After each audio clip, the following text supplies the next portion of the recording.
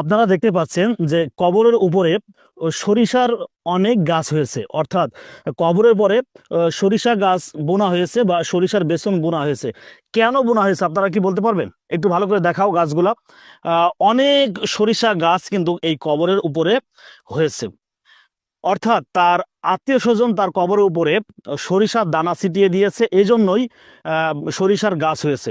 রাসূল সাল্লাল্লাহু আলাইহি ওয়াসাল্লাম বলছেন, কবরের উপর যতক্ষণ পর্যন্ত কোনো ঘাস লতাপাতা গাছ থাকে ততক্ষণ পর্যন্ত ওই কবরে আযাব দেওয়া হয় না।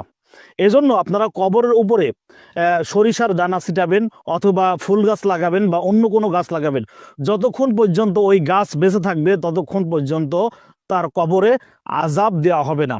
ভিডিওটি খুবই গুরুত্বপূর্ণ। অনেক মানুষ কিন্তু আমরা জানি না কবরের উপর কেন সরিষার দানা ছিটানো হয়। আজকে জানলাম, ভিডিওটি শেয়ার করে সকলকে জানিয়ে দিব।